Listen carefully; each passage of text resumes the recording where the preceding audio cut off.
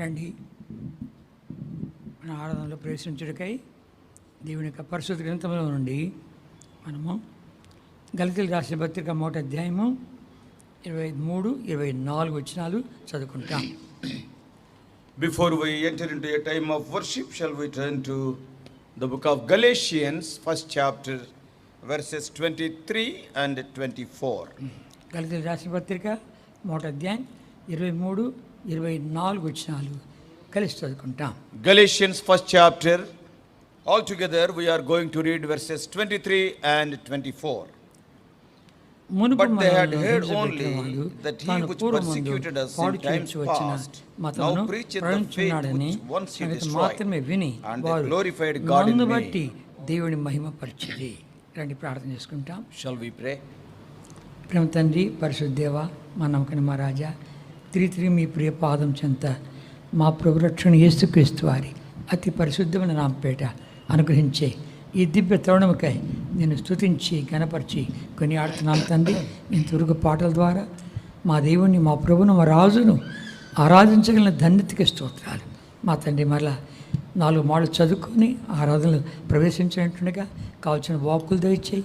పరిశుద్ధాత్మదేవా, అయోగ్య దాసులము, అపాత్రులము, మాకు కావాల్సిన నీ కృప, నీ జ్ఞానము, నీ నడుపుదల, నీ సహాయము, నీ అభిషేకం కోరుతూ ఉంటున్నాం. మా తండ్రి, ఈ రీతిగా నాకును సౌడు జాన్ విక్టరీకి కావాల్సినటువంటి కృప దయచేసి నడిపించమని, మాకు కాదువా, మాకు కాదు, నీ కృపా సత్యాలను బట్టి మీ నామనికి మహిమ ఆరోపించుకున్నామని ప్రభు రక్షణ యేసుక్రీస్తు వారి అతి శ్రేష్టమైన నామపేట ప్రార్థించి వేడుకుంటున్నాము తండ్రి. ఆమేన్. ఏనా ఇంకొంచెం ఇటు పెట్టు, ఇంకొంచెం ఇటు చేరు.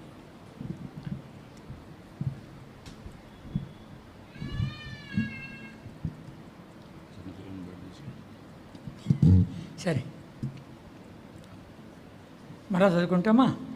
Once again we are going to read గలతీయులకు రాసిన పత్రిక 1వ అధ్యాయం 23-24 వచ్చిన కలుపుడింది, కలిసి చదువుకుంటాం. book of Galatians, first chapter, 23 and 24 all together, please. But they had heard only that he which persecuted us in times past now preacheth the faith which once he destroyed, and they glorified God in me. దేవుని మహిమపరచుడి. కనుక పౌలు అంటున్నాడు, నా యొక్క జీవితాన్ని చూసి ప్రజలు దేవుని మహిమపరుస్తున్నారు. Paul is saying, by seeing my life, people are glorifying God. Changed life, మార్పు చెందిన జీవితం చూసి ఆశ్చర్యపడి దేవుని మహిమపరుస్తున్నారు. By seeing my changed life, they are astonished and they are glorifying God. ఇలాంటి వ్యక్తిని కూడా దేవుడు మారుస్తాడా? Even can God change even such type of person? హింసకుడు, హానికరుడు, దూషకుడు, పాపుల్లో ప్రధాన పాపి అంటాడు. He is a persecutor, he is a harmful man, and he is injurious, and he himself says, I am the chief of sinners. అపోస్తల కార్యములు Acts of Apostles, 8వ అధ్యాయం, 8th chapter. అపోస్తల కార్యం 8వ అధ్యాయం, Acts chapter 8. 3వ వచనం మాత్రం చదువుకుంటాం. Only verse 3 we are going to read. అంతకుముందు అతని పేరు సౌలు. Earlier his name was Saul. సౌలు అయితే As for Saul, he made havoc of the church, entering into every house and పాడు చేయుచుండెను. hailing men and women, committed them to prison. ఇంటింటిలోనికి దూరి లాక్కొని పోయి చేస్తాలేస్తున్నాడు.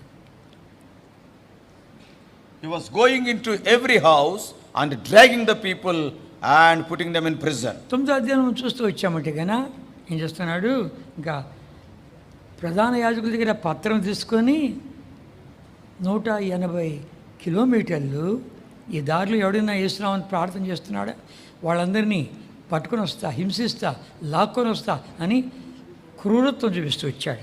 And if you see in chapter 9, he has taken letters from the high priest, and for 180 kilometers distance, if anybody is talking about Lord Jesus Christ, I will catch them, I will bring them, and I will persecute them. With a strong dedication he was going. అలాంటి వాళ్ళను దేవుడు అలాంటి వాడిని అద్భుతకరంగా వెతికి కనుకొని రక్షించాడు. The Lord has sought and saved such a cruel man, and he saved him. ఏమంటాడు తెలుసా తను? What he is telling here? 1 తిమోతికి రాసిన పత్రిక 1 Timothy 12-13 వచనాలు. First chapter First chapter, verses 12 and 13. పూర్వం దూషకుడు చదువుకుంటాం. All of us. And I thank Christ Jesus our Lord, who hath enabled me, for that he counted me faithful, putting me into the ministry, who was before a blasphemer and a persecutor and injurious. But I obtained mercy because I did it ignorantly in unbelief. తెలియక అవిశ్వాసం చేసిన కారణం చేత కనికరించబడితని. I obtained mercy because I did it ignorantly in unbelief. మనం కూడా తెలియకోకుండా ఎన్నో కార్యాలు చేశాం ప్రభు దగ్గరికి రాకముందు. And we also, before we came to the Lord, we also did so many things ignorantly. ఆయనకు విరోధంగా ఎన్నెన్నో చేశాం. So many things against our Lord we have done. అవన్నీ ఇప్పుడు తలంచుకుంటూ వచ్చామంటే సిగ్గుకరంగా ఉంది. Now, if we think of those things, we feel ashamed of them. 14 వచనం Verse చదువుకుందామా? 14. మరియు And the grace of our Lord was exceeding abundant with faith and love which is in Christ Jesus. విస్తరించెను. ఆయన ప్రేమ కృప ఇవన్నీ నాడల విస్తరించింది అంటాడు. And he is telling that his faith and the love which is in Christ Jesus, the grace of our Lord was exceedingly abundant towards me. నన్ను రక్షించగలిగితే ఎవడైనా రక్షించగలడు, అందరికీ నేను మాదిరిగా ఉండటకై ఆ దుర్మార్గుడు నన్ను కనికరించా అంటాడు. And what he is telling, if he can save me, he can save anybody. That's why such an injurious blasphemer that the Lord has saved me. 16 వచనం చదువుకుంటాం. Verse 16. అయినను Howbeit for this cause I obtained mercy, that in me first Jesus Christ may show forth all long suffering, for a pattern to them which should hereafter believe on him to life everlasting. కనపరచను. ఎంత స్థాయి వరకు ఎదిగాడంటే And he is grown up to such a level. 17 వచనం దగ్గర చదువుకుంటాం. Verse 17, all of us together. Now unto the King eternal, immortal, invisible, the only wise God, the honor and glory forever and ever. Amen. మహిమయు యుగ యుగములు కలుగును గాక. ఆమేన్. ఏ స్థాయికి ఎదిగాడు? See to what level he has grown up. రక్షించిన వాడు ఎవడనుకుంటువి? Do you know who has saved me? ఆయన సకల యుగంలో రాజు ఉన్నాడు. He is the King eternal. అక్షయుడు. He is immortal. అదృశ్యుడు. He is invisible. అద్వితీయ దేవుడు. And the only wise God. ఘనత మహిమ ప్రభావం ఆయనకే చెందును గాక. And honor and glory forever and ever, and to him only. Amen. దేవుడు ఆ రీతిగా అంత హానికరమైన దుర్మార్గుని పట్టుకొని తన మహిమను తెచ్చుకున్నాడు. See, God has caught hold of such a blasphemer, injurious person, and finally he got glory unto himself. Kadapa ప్రాంతాల్లో మీరు కానీ వెళ్ళారంటే చాలా భయంకరము. కూనీలంటే పక్కింటికి పోయించినట్టు వాళ్ళు కూని చేశారంటే పక్కింటికి పోయించినట్లే. If you go to Kadapa area, if you go to Kadapa area, see, murdering a person is a very ordinary thing in their sight. కనుక అక్కడ మైకేల్ విజయ్ కుమార్ అని ఒకతను ఎంత భయంకరంగా తయారాడంటే అబ్బా ఎంతమంది చంపాడో లెక్కలేదు తనకు. See, there one person by name Michael Vijay Kumar, he became so injurious. How many people he injured and killed, nobody knows. ఆయన భార్య విశ్వాసి. His wife is a believer. ఎంతో ప్రార్థన చేస్తుంది. She was a prayer warrior. ప్రభా ఈయన రక్షించబడగలడా? Lord, please save this person. రక్షించబడగలడా? Can he be saved? ఎంత కఠినుడు. He is so hard-hearted man. ప్రభా ఇతడు గాన రక్షించబడ్డాడంటే ఎర్ర సముద్రం నువ్వు పాయ చేసావని నేను నమ్ముతానంతే. And then she started praying, if you can save this man, I fully believe that thou hast parted the Red Sea. అయితే నేను నమ్మలేను. If not, I cannot believe. అద్భుతకరంగా రక్షించాడు. And in a mysterious way, in a wonderful way, the Lord changed this man. చిన్న పుస్తకం ఆయన రాశాడు. He shared his testimony in a book. కత్తి పట్టిన వాడు ఇప్పుడు Bible పట్టినాడు. And what he is writing is, the one who was holding a sword is now holding scriptures. లేఖనాలు. కానీ గమనించామంటే ఈ రీతిగా దేవుడు తన యొక్క మహిమ కొరకై రాతిగుండలను కఠినాత్మలందరినీ కూడాను రక్షిస్తున్నాడు. Lord, for his glory, he is saving hard-hearted people and injurious people. అపోస్తలుడైన పౌలు ఏమంటున్నాడు? What Apostle Paul is saying? నన్ను బట్టి దేవుడు మహిమపరచుడి. And because of me, they glorified God. నేను దుర్మార్గుని కాను, నువ్వు అనుకోవచ్చు, నేను అనుకోవచ్చు. You may be thinking, I may be thinking, we are not evil people.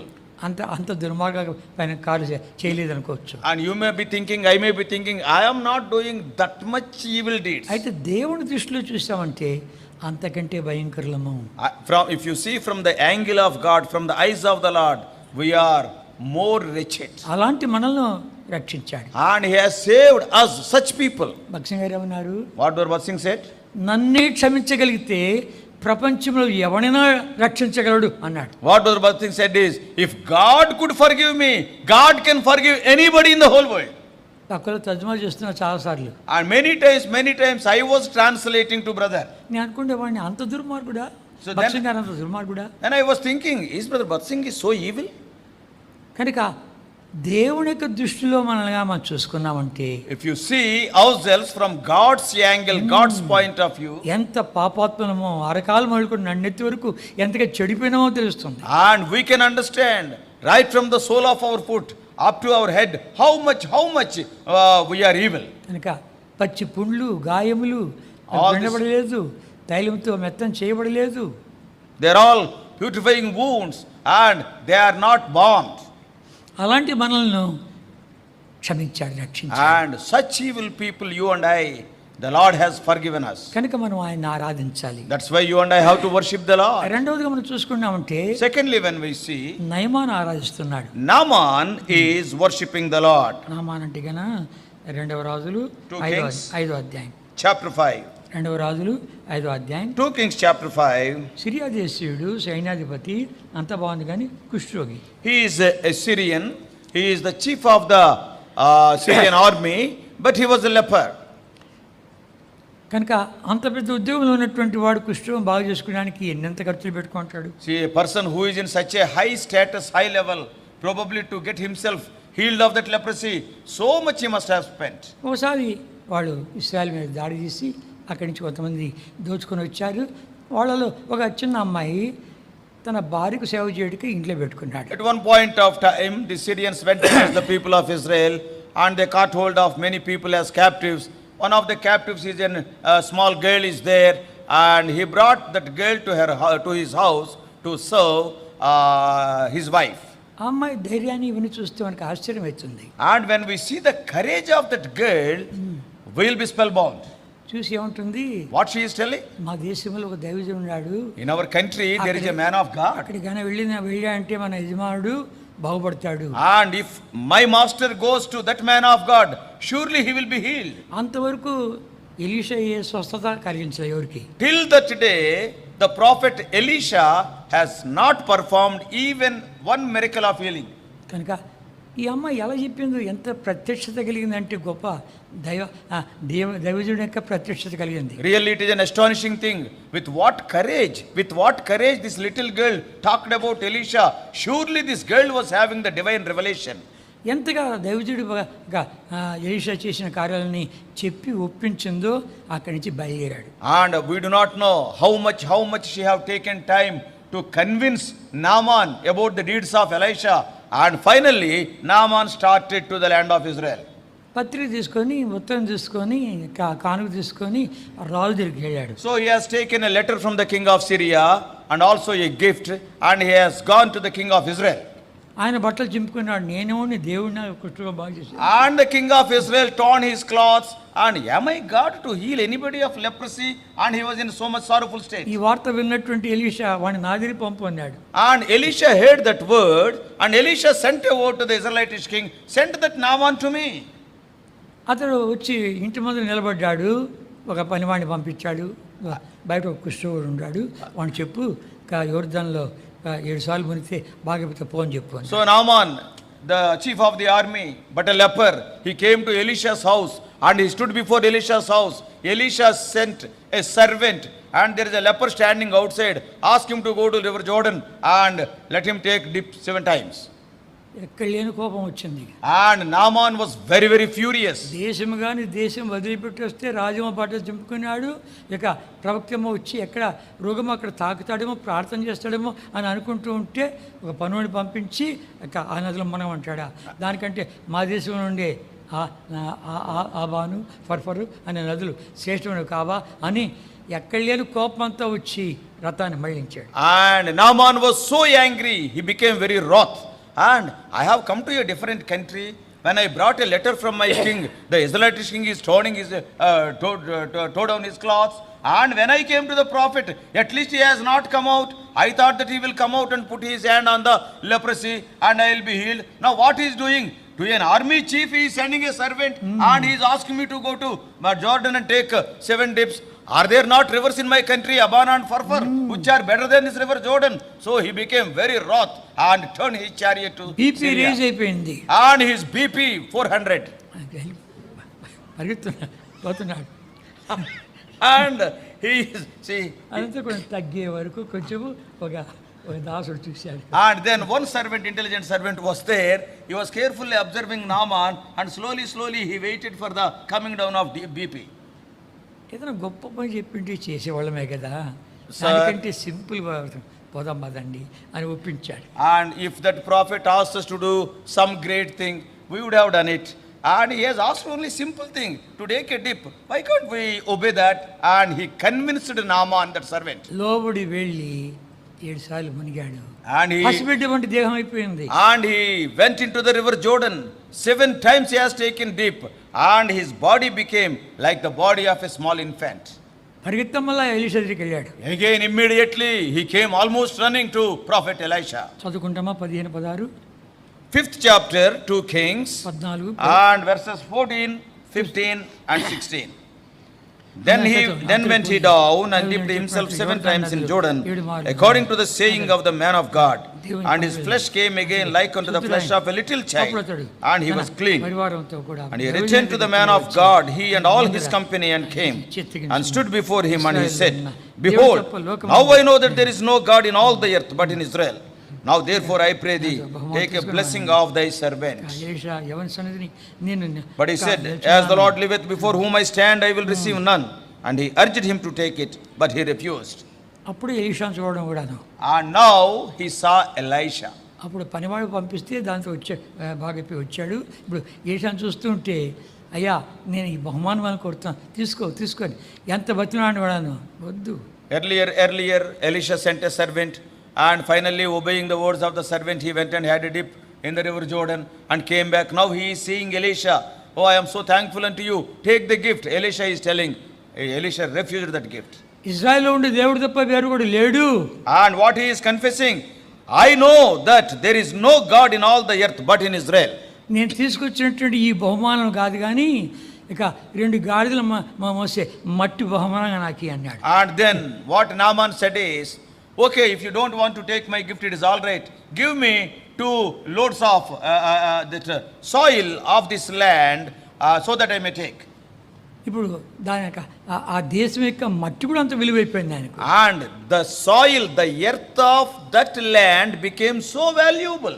ఈ దేవుడు తప్ప వేరొక దేవుడు లేడు.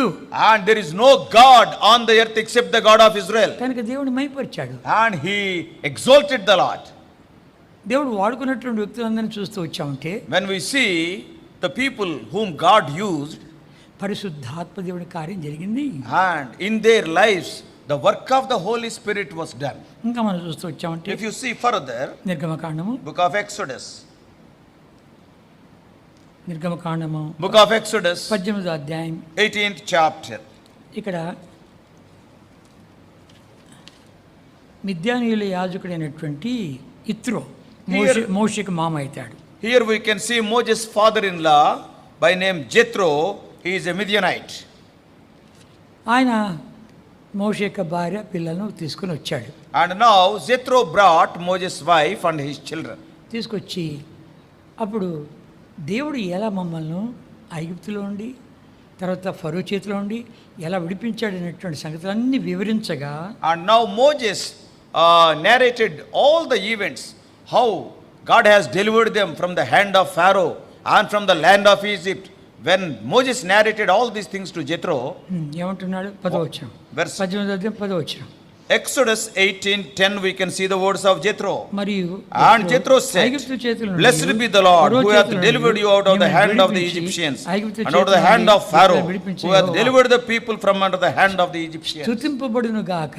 And it is written, Blessed be the Lord. అన్యుల దేవతలను పూజించే యాజకుడు he is a priest who was worshipping the Gentile gods. ఆయన తప్ప వేరొక దేవుడు లేడు అని చెప్పి నేను ఎరుగుతున్నట్టున్నాడు. And what Jethro is telling, though he was a priest of the Gentile gods, he is confessing there is no God other than the Lord Jehovah. ఎందుకంటే ఐగుప్తుల మీద తీసుకొచ్చినటువంటి ఆ 10 తెగుళ్ళు 10 దేవతలు 10 విగ్రహాలే. And when we see all the 10 plagues that are brought upon the land of Egypt, they symbolize 10 gods of that land. కనుక ఇవన్నీ ఒట్టి విగ్రహాలే, అయితే నిజమైన దేవుడు యెహోవాయే. And Jethro is telling all these things are lifeless idols, but the true God is the Lord Jehovah. కనుక బలర్పించాడు, వాళ్ళతో సంతోషించాడు. And he offered sacrifices and he was joyful with them. దేవుడు స్తుతించాడు. And he blessed the Lord. ఇంకా మనం చూసామంటే ఆ దేవతలు కావు, దేవుడు గాడును రుజువు చేశాడు. And not only that, he himself is testifying, these gods what we are worshipping, they are not true gods. He acknowledged it. దానియేలు గ్రంథం చూస్తే కూడా పెద్ద విగ్రహం పెట్టాడు నెబుకద్నెజరు. దాని ముఖం అన్నాడు. And if you see in the book of Daniel erected a big image. I'm sorry. Nebuchadnezzar erected a big image and asked all the people to bow before that image. ఎవడైతే దానికి మొక్కడు, ఎప్పుడైతే పిల్లని గురువులు, బోరధ్వని, తర్వాత పెద్ద విపంచిక, వీణ ఇవన్నీ మ్రోగినప్పుడు సాగిలపడకపోతే వాడిని తీసి అగ్నిగుండంలో పడేస్తా అన్నాడు. Whoever won't bow down when the sound of the cornet, flute, harp, sackbut, psaltery and all the kinds of music, when it is blown, if whoever won't bow down before that image, and that person will be thrown into the fiery furnace. ఏ దేవుడు వాడిని రక్షిస్తాడో చూస్తామే. I will see which God will save them. Shadrach, Meshach, అబేద్నెగోలు వాళ్ళు మొక్కలేదు. And Shadrach, Meshach and Abednego, they have not bowed down before that image. చిన్నప్పటి నుంచి మనకు తెలిసినటువంటి ఈ చరిత్రలే, స్టోరీలే. And these things we know right from our Sunday school. Sunday స్కూల్లో కూడా చెప్తారు ఏంటంటేగా. కనుక మా శాస్త్రం నీకు తెలుసునా అన్నారు. And then they asked Nebuchadnezzar, do you know our law? కనుక అన్నాడు, నెబుకద్నెజరు నీకు జాబ్ ఇచ్చాను కూడా చింత లేదు, పోవయ్యా అన్నారు. And now see the reply of these three people. They are calling the emperor by name, Nebuchadnezzar, we don't bother even to answer you. నువ్వు ఎక్కడ పని చేస్తున్నావో మీ యజమాని పేరు పెట్టి పిలిచి చూస్తాం. See, in any office or in any place, if you are working and address your boss with his name, then you will see the reaction. చాలా పెద్దోడు అయిపోయావురా, ఒక కంటితో చూసుకుంటాను. So immediately he will come to a conclusion, okay, I will see your end. కానీ గమనించామంటే గనా ఈ రీతిగా ఎంత ధైర్యంగా మాట్లాడుతున్నారు. See with what courage they are speaking. మా దేవుడు ఈ యొక్క అగ్నిగుండం రక్షించడానికి సామర్థ్యం గలవాడు, రక్షించకపోయినా పర్వాలే అన్నారు. And what they are telling, oh king, our God is able to deliver us from the fiery furnace, though he won't deliver us, there is no problem. వాళ్ళకి వస్త్రాలు ఇప్పకుండా ఇంకా ఏడంతలు ఎక్కువ చేశారు. And now the furnace is increased by 7 times. పెద్ద పైల్వాన్లు తీసుకొచ్చారు, ఇసిరేసారు. And these people, they are in their clothes and very strong men are brought, and these strong people, they have thrown these three people into the fiery furnace. ఏడంతలు అగ్ని ఉన్న కారణం చేత ఆ సెగకు ఇసిరేసినాడు చచ్చినారు. And because the furnace is increased by 7 times its intensity, so those people, the strong people who have thrown these three people, they were burned to ashes. చూడబోతే 4 వ్యక్తులు తిరుగుతున్నారు లోపల. And when Nebuchadnezzar is seeing 4 people are walking in the furnace. మనం వేసిన ముగ్గురిని కదా 4 చూస్తున్నామే, 4వ వ్యక్తి దేవతల రూపంలో ఉన్నాడు. And we have thrown only 3 people, but I am able to see 4 people. The 4th one is looking like the Son of God. Shadrach, Meshach, అబేద్నెగో బయటికి రండి అని పిలిచాడు. Immediately Nebuchadnezzar called them, O Shadrach, Meshach, Abednego, please come out. నాకు అనిపిస్తుంది, ఎందుకు అంత త్వరగా పిలిచావు, మేము ఎయిర్ కండిషన్లో మా దేవునితో పాటు తిరుగుతున్నామే అనిపించింది నాకు. Probably Shadrach and Meshach and Abednego may be feeling, why you have called us, O Nebuchadnezzar, outside the furnace? It is not a furnace, it is like a very good AC room. So we are with our Lord and we are happily enjoying this air condition here. So they may be feeling like that. అందరూ పరిగెత్తి వచ్చి చూశారు, ఒక తల వెంట్రుక కూడా కాలేదు. And everybody, all the soldiers came and checked. Not even the hair of their head is burnt. శాసనాలు తారుమారైపోయాయి. And immediately the laws are changed. అంతేకాదు దేవుని స్తుతించాడు, ఆరాధించాడు నెబుకద్నెజరు. Not only that, Nebuchadnezzar worshipped the Lord, he praised God. 28-29 వచనాలు. Verses 28, chapter 3 of Daniel, 28 and 29 all together, please. And Nebuchadnezzar spake and said, Blessed be the God of Shadrach, Meshach and Abednego, who hath sent his angel and delivered his servants that trusted in him, and have changed the king's word and yielded their bodies, that they might not serve nor worship any god except their own God. Therefore I make a decree that every people, nation, language which speak anything amiss against the God of Shadrach, Meshach, Abednego shall be cut in pieces, and their houses shall be made a dunghill, because there is no other God that can deliver after this sort. వాళ్ళ యొక్క సాహసం, వాళ్ళ ధైర్యం చూసి, దేవుడు చేసిన కార్యాలు చూసి శాసనాలు తారుమారైనాయి. దేవుని స్తుతించ మొదలుపెట్టారు. By seeing their courage and their faith in their God, and immediately after he saw that, he has changed the law of the land. దానియేలు 6వ అధ్యాయం చూసామంటే దానియేలును సింహాల గుహలో పడేశారు. And if you see Daniel chapter 6, and Daniel was thrown into the den of lions. కనుక అక్కడ దర్యావేషు కాలం అది. That is during the days of Darius. దర్యావేషు తన 120 సంస్థానాల్లో అందరి అధికారులు పెట్టాడు. వాళ్ళందరి మీద పెద్దలుగా ముగ్గురిని పెట్టాడు. ఆ ముగ్గురిలో శ్రేష్ఠుడు పెద్దవాడు అంటే దానియేలు. Darius has divided his kingdom into 120 provinces, and he has kept 120 governors over 120 provinces. Above those 120 governors there are 3 presidents. Out of those 3 presidents, Daniel was the chief president. మిగిలిన వాళ్ళకంతా అసూయపడింది. And all the other people, they became jealous of Daniel. వీడు బానిస, వాడ మన మీద పెత్తనము. And this Daniel, what is this Daniel? He is a slave, he is a captive, and how can he become a boss above us? అని చెప్పి తన దేవుని విషయంలో తప్ప ఎక్కడ దొరకడరా.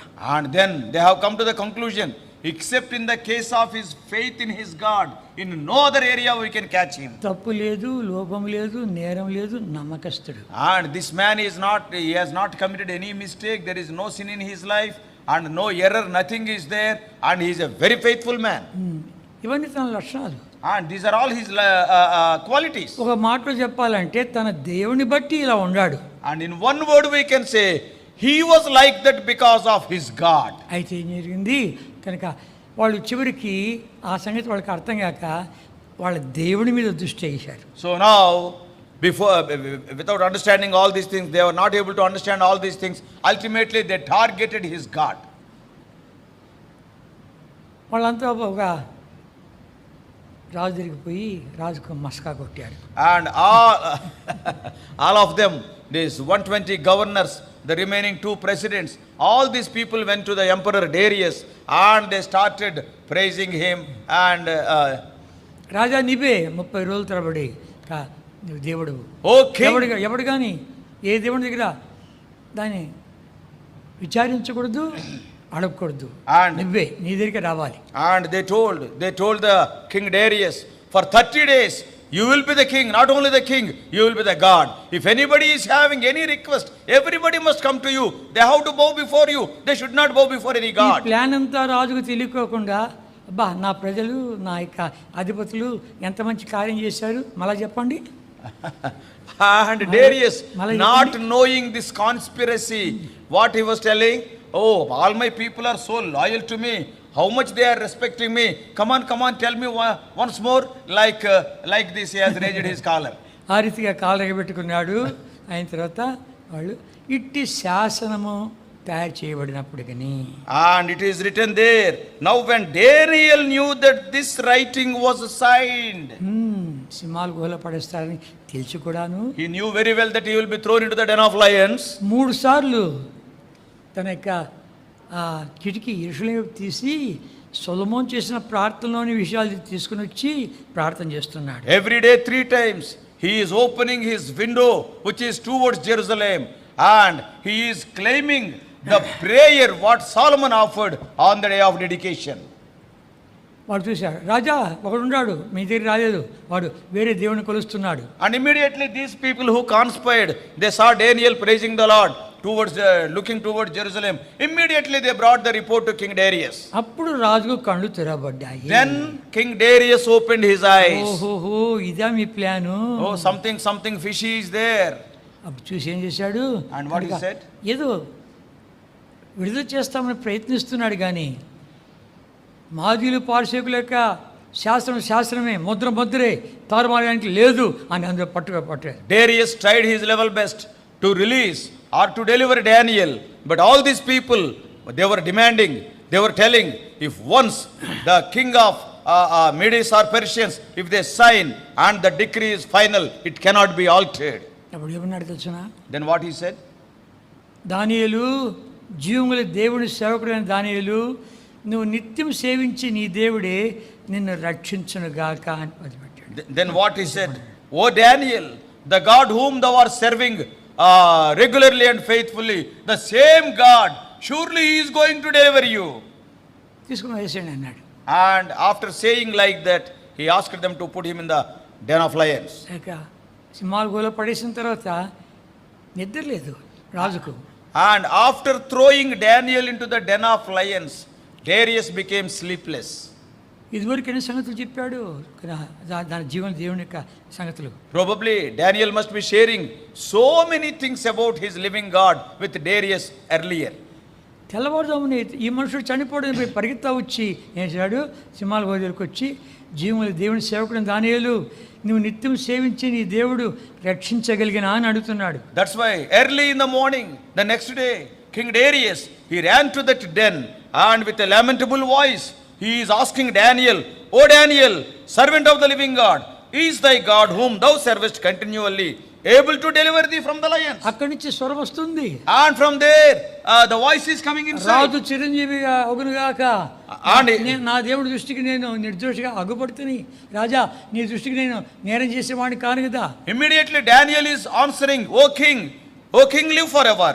My God hath sent his angel, and after telling all these things, I think I have done no hurt to you, O king. వెంటనే పైకి తీసుకొచ్చారు. Immediately he brought Daniel out of the den. ఎవడైతే ఆయన మీద విరుద్ధంగా ఉన్నారో వారిని, వాళ్ళ భార్యలను, వాళ్ళ పిల్లలను మొత్తం మళ్ళీ సింహాల గుహలో. And those people who conspired against Daniel, those people, their wives and their children, their family members, all those people are thrown into the den of lions. అంతవరకు దూత వాళ్ళ సింహాల నోరు మూయించింది, నోరు తెరిపించింది, వాళ్ళు ఎముకలు కొరికేశారంట. Until the time the angel shut the mouth of the lions, but the moment when these conspirators, when they are thrown into that den, immediately the angel opened the mouths of those lions. Before they have fallen to the ground, including their bones, those lions ate. అనగా అక్కడ రాసినటువంటి రాజు శాసనం తారుమారు చేశాడు. ఆయన ఏం రాస్తున్నాడో అది చదువుకోవాలి మనం. See, after that King Darius has changed his law, and what he wrote we have to read. 26, 27 వచనాలు. Daniel 6:26 and 27. All of us, I make a decree that in every dominion of my kingdom men tremble and fear before the God of Daniel, for he is the living God and steadfast forever, and his kingdom that which shall not be destroyed, and his dominion shall be even unto the end. He delivereth and rescueth, and he worketh signs and wonders in heaven and in the earth, who hath delivered Daniel from the power of the lions. ఈ దానిని రక్షించనని, ఈ దానియేలును సింహాల నోటి నుండి రక్షించిన వాడు ఎవడనుకుంటుమని ఆయన యొక్క గుణగణాలను వివరిస్తున్నాడు దర్యావేషు. And he is telling to the people of his land in the form of a decree, do you know who is the God that delivered Daniel from the mouths of the lions? And he is narrating the traits or the characteristics of that God. ఇదివరకే విన్నట్లుంది. In other words, probably Darius must have heard in advance. కనుక ఇవన్నీ ఇప్పుడు అంటున్నాడు, ఆ అన్ని లక్షణాలు కలిగినటువంటి ఆ దేవుడే దానియేలును సింహాల గుహ నుండి రక్షించాడు. And now he is telling, and the God who is having so many such wonderful qualities, that God delivered Daniel from the mouths of the lion. కనుక మన యొక్క జీవితాల్లో కూడాను జరిపించిన కార్యాలు ఇవన్నీ ఎవరికైనా వివరిస్తూ ఉంటే, నిజంగా నీ దేవుడు అద్భుతకరుడయ్యా, ఆశ్చర్య కార్యాలు చేసేవాడయ్యా, యుగయుగములు సజీవుడు అయ్యా, ఇరుకులోని విషాదకు తీసుకొచ్చేవాడయ్యా, మాడు పంచులో తీసుకొచ్చి మళ్ళీ కాపాడేవాడయ్యా అని ఎవడైనా మన గురించి అన్నాడా? When you are sharing your experiences with others how God delivered you and what wonders God has performed in your life. After hearing what you have said, has anybody said like this? Your God is a wonderful God. He is a unique God. There is no other God. And even though He has taken you to the verge of death, but He has brought you back. Such a wonderful God I have never seen. When you narrated, has anybody said like that so far? లేకపోతే మీ దేవుడే మంచోడయ్యా అని వాళ్ళ విగ్రహాలు ఒప్పుకుంటున్నావా? Or are you acknowledging your gods are better? Are you acknowledging like that? కనుక ఎలా ఉంది మన జీవితం? How is our life? ఈ లోకంలో మనం ఉంచింది దానికే. And God has kept us in this world for that purpose only. ఇలాంటి మందిరాన్ని మనకి ఇచ్చింది దానికే. God has given this wonderful assembly for that. ఆ యొక్క మందిరం యొక్క సమృద్ధితో తృప్తిపరిచింది దానికే. And the Lord is satisfying us out of the abundance of His house. It is for that purpose only. ఇక కరోనా కాలంలోను ఈ వరదల కాలంలోను దేవుడు మనం వాడుకోవాలి కోరుతున్నాడు. And during the days of this corona and also during the days of these floods, God wants to use you and me. నాకు అనిపిస్తుంది ఎప్పుడో ఒకసారి వాళ్ళు యేసుని గురించి వినే ఉంటారు. And what I feel is, at some point of time or other in the past, they must have heard about Lord Jesus. వాళ్ళు స్కూల్లోనో కాలేజీలోనో లేకపోతే ఉద్యోగంలోనో ఎక్కడో లేకపోతే రేడియో ద్వారానో ఎప్పుడు వినింటారు. Maybe in their school or college, maybe through radio or some media, they must have heard about Lord Jesus. కనీసం నరకం నుండి తప్పించుకునేకైనా యేసయ్యా మేము విన్నామయ్యా, క్షమించయ్యా, కనికరించయ్యా, పలానోళ్ళు చెప్పారయ్యా, పలానోళ్ళ జీవితం మేము చూసామయ్యా అని మనల్ని బట్టి వాళ్ళు రక్షణ పొందగలరా? At least to be delivered from the hellfire by seeing our life. Oh, can they confess? Oh Lord, we have seen their lives, we have heard their words, we have seen their actions. Yes, their God is a great God. You deliver us from our hellfire. Can anybody is telling like that? ఇప్పుడు సువార్త అందించే అవకాశం లేదు కానీ, ఇప్పుడు మాట చెప్పే అవకాశం కూడా లేదు కానీ, కనుపరచాలి, చూపించాలి. Today there is no opportunity to share the gospel, but it may not be a verbal gospel. It can be a visible gospel through our deeds. కనుక ఈ రీతిగా మన ద్వారా దేవుడికి మహిమ వస్తుందా? So the question is the Lord getting glory out of our lives? ఇంకా మనం చూసామంటే If we see further, యొక్క తూరు పట్టణము యొక్క తూరు దేశం యొక్క రాజు Hiram, and we can see about King Hiram, the king of Tyre. 2వ వృత్తాంతములు 2 Chronicles 2వ అధ్యాయం 2 Chronicles chapter 2 11-12 వచనాలు. 11 and 12. 2వ వృత్తాంతములు 2వ అధ్యాయం 2 Chronicles chapter 2 verses 11 and 12. చదువుకుంటామా? All of us. Then Huram the king of Tyre answered in writing, which he sent to Solomon, because the Lord hath loved his people, he hath made thee king over them. Huram said, moreover, blessed be the Lord God of Israel, that made heaven and earth, who hath given to David the king a wise son, endued with prudence and understanding, that might build a house for the Lord and a house for his kingdom. స్తుతింపబడునుగాక. ఒక అన్యుల రాజు సొలొమోను యొక్క జ్ఞానాన్ని, తన యొక్క ఘనతను ఇవన్నీ చూసి దేవుడు స్తుతిస్తున్నాడు. A Gentile king, by seeing the wisdom, by seeing the understanding and honor of King Solomon, he is praising the God of Solomon. చాలా important. Very important thing it is. తర్వాత షీబా రాణి కూడాను. Not only that, the queen of Sheba, Sheba దేశం రాణి, and the queen of Sheba, ఆమె కూడా వచ్చి చూసింది. she also came and saw Solomon. 2వ వృత్తాంతములు 2 Chronicles 9వ అధ్యాయం 9th chapter 8వ వచనం. verse 8. త్వరగా వెళ్ళాలి. Quickly we have to see 8వ వచనం చదువుకుంటామా? 9:8 of 2 Chronicles. All of us. చదువుకుంటాం. Blessed be the Lord thy God, which delighteth in thee, to set thee on his throne, to be the king for the Lord thy God, because thy God loved Israel, to establish them forever. Therefore made he thee king over them, to do judgment and justice. మొదటి దినవృత్తాంతములు And also 1 Chronicles. ఇంకా ఇక్కడే 9వ అధ్యాయం 8వ వచనం చూసుకున్నాం కదా. Just now we have read 9:8. అక్కడ ఏమంటుందంటే ఆమె, What she is telling? 9వ అధ్యాయం 8వ వచనంలో 9:8. ఏమంటుంది? ఆమె రాజునకు 8 కదా, నీ దేవుడు యెహోవా సన్నిధిని నీవు రాజువై ఆయన సింహాసనం మీద ఆసనుడు ఉండినట్లు. And she is telling, which delighteth thee to set thee on his throne. You are sitting on the throne of God. దేవుడు సింహాసనం కూర్చున్నావు. And you are sitting on the throne of God. ఆయన జ్ఞానప మాటలు చూస్తూ ఉంటే, ఆయన కట్టించిన బలిపీఠం బలిర్పణ మందిరం చూస్తూ ఉంటే, బలి చూస్తుంటే, ఆయన భోజనం బలాలు చూస్తూ ఉంటే, వడ్డించే వాళ్ళని చూస్తుంటే, వాళ్ళ వస్త్రాలు చూస్తుంటే, కనిపెట్టే వాళ్ళ యొక్క వాళ్ళని చూస్తుంటే, ఆ సీట్లను చూస్తుంటే అని చూసి నిజంగా దేవుడి సింహాసనం ఇది ఇంకోది కాదు అనేది. And when she saw or heard the words of Solomon, and when she saw the house he had built, and also the temple, and when she saw the sacrifices that are being offered, and when she saw the meat of his table, and how they are sitting, and how the servants are serving, how the attendants, the ministers, the waiters are standing there, and their apparel, even the apparel of the servants, and by seeing all these things, what she is telling, this is nothing but the throne of the Lord. అంతేకాదు దేవుని వాక్యం ఆ మాట రాయబడింది. In the word of God those things are written. మూడు దినవృత్తాంతములు 1 Chronicles 28వ అధ్యాయం 28th chapter 5వ వచనము verse 5. దావీదు అంటున్నాడు, David is telling, యెహోవా నాకు అనేక చదువుకుంటాం. all of us, and all of my sons, for the Lord hath given me many sons. He hath chosen Solomon my son to sit upon the throne of the kingdom of the Lord over Israel. కనుక ఇశ్రాయేలు రాజ్య సింహాసనం మీద దావీదును సొలొమోను కూర్చోబెట్టాడు.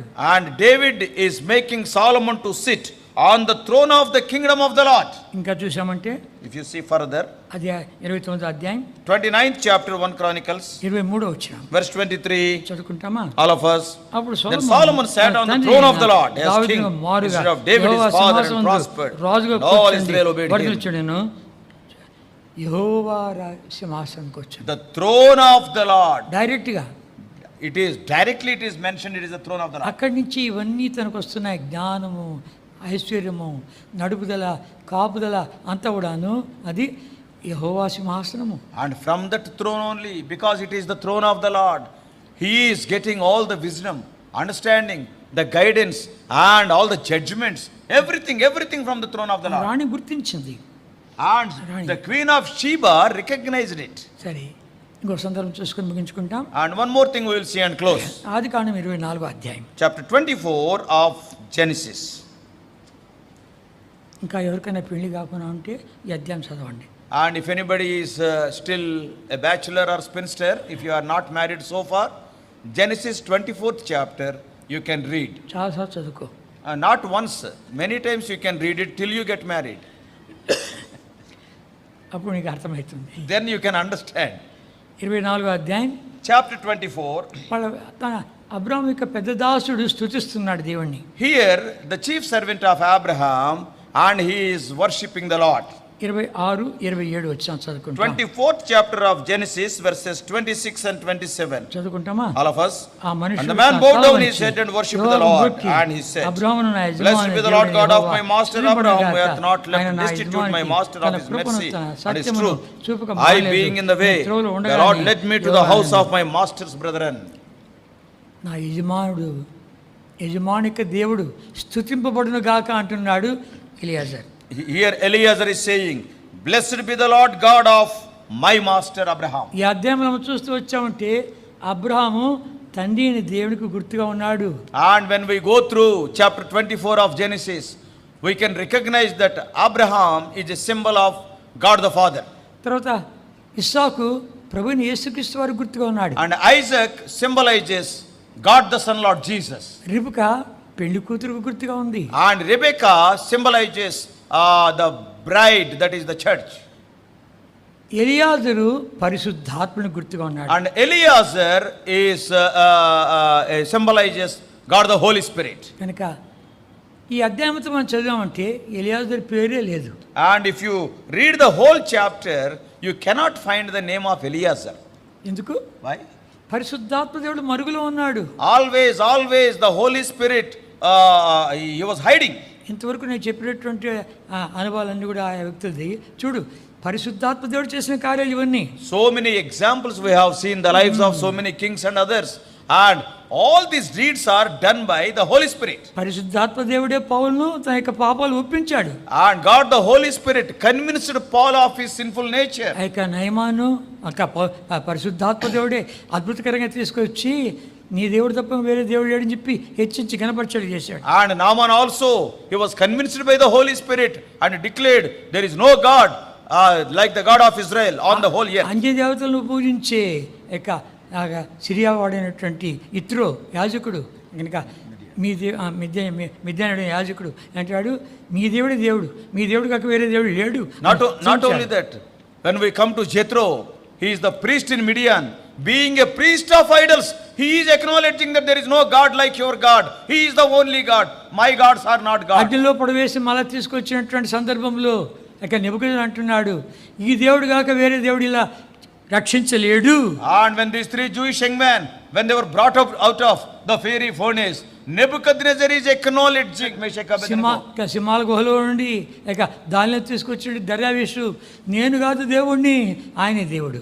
And after Daniel is delivered from the den of lions, and Darius is declaring very openly, I am not God, the God of Daniel is the true God. ఇక తూరు రాజు అయినటువంటి హీరాము అంటున్నాడు అబ్బబ్బబ్బా ఇలాంటి సింహాసనం మీద కూర్చొని పెట్టే దేవుడు ఇంకోడు లేడు అంటున్నాడు. And the king of Tyre, that is Hiram, is telling there is no God who can make a person to sit on a throne like this God. Sheba దేశపు రాణి రాజుగా ఆమెకు నగరం ఉంది, ఆమెకు సింహాసనం ఉంది, అన్నీ ఉన్నాయి అని చూసి అబ్బాబాబా నీ జ్ఞానం అంటే జ్ఞానము, నీ కలిగిన ఐశ్వర్యం అంటే ఐశ్వర్యము, నువ్వు చేసే కార్యాలు అంటే కార్యాలు, నువ్వు కట్టించిన మందిరము బలర్పణలు ఇవన్నీ చూస్తూ ఉంటుండగా నిజంగా దేవుడే నీకు తోడుగా ఉన్నాడు, ఆ దేవుడు స్తుతింపబడుగాక అన్నాడు. And the queen of Sheba, she is a authoritative woman. She is also having a throne. But after seeing Solomon, after seeing the temple, his house and his servants and the waiters, the dining table, all these things, and she is telling there is no God like your God. You are actually sitting on the throne of God. ఆత్మతో సత్యంతో ఆరాధించడానికి వచ్చాం. You and I have entered into the courts of the Lord to worship him in spirit and in truth. కొంచెమైనా మన లోపల జరిగిందా? కొంచెమైనా మన లోపల జరిగిందా? A little bit percentage of such work has it taken place in our individual life? మనం పశ్చాత్తాపడ్డామంటే యోనా పశ్చాత్తాపడ్డాడు. See, when we confess, when we repented, when we see the life of Jonah, he repented. ఆయన పశ్చాత్తాపడి చివరికి ఏమన్నాడు అంతా కలవరం వచ్చేసింది, ఆ తుఫాన్ అంతా రేగింది, ఏం చేయమంటావు అంటే నన్ను నిత్య సముద్రంలో వేసేయండి అన్నాడు. And after his repentance, see, when he saw all the storm and the unrest over the sea, immediately what we have to do when they asked, you tie me and throw me into the sea, he said. ఆయనే పోయి దుమికేస్తే పోలే. He can jump into the sea. Why some other person with a rope and all these things? Because we love our lives so much, we cannot jump, somebody has to push us. కనుక చివరికి ఎత్తిగానే సముద్రం వెంటనే ఆగిపోగానే లోపల చేప ఈ సంగతి వాళ్ళకి తెలియదు, కానీ అయితే వాళ్ళు ఏమంటారు, అరే మనమంతా మన దేవతలు పూజ ముఖ్యం, కానీ ఆ దేవతలు కావురా, ఆ దేవతలు కానే కావు, యెహోవా దేవుడే దేవుడు, యెహోవా దేవుడే దేవుడు, ఆయనే తన దాసుని మింగాడు. And after throwing Jonah into the sea, they do not much about the fish and what is happening there, but they understood one thing, and they blessed the Lord. All this time we were praying, we were worshipping our gods, but our gods are not true gods. The Lord Jehovah is the true God, and they have acknowledged it. అంతేకాకుండా యెహోవా దేవునికి బలులు అర్పించారు. Not only that, they have offered sacrifices to Lord Jehovah. నీవు ఎంతవరకు ఇంకా సరైన పశ్చాత్తాపడకపోతే, పశ్చాత్తాపడితే యోనా వలె అందరూ కూడా నిజమైన దేవుని ఎదురు చూస్తారు. If so far if you have not repented in the proper way, in an upright way, if you repent in an upright way, as in the case of Jonah, the people around you also they will praise the Lord. నీ పశ్చాత్తాపం చూసి వాళ్ళు దేవుని స్తుతిస్తారు. By seeing your repentance, and others will praise the Lord. ఇంతవరకు నువ్వు పశ్చాత్తాపడడం అంటే ఈ వేళ తీర్మానం చేసుకో. Suppose if you have not repented uprightly or sincerely till now, at least today you repent for your sins.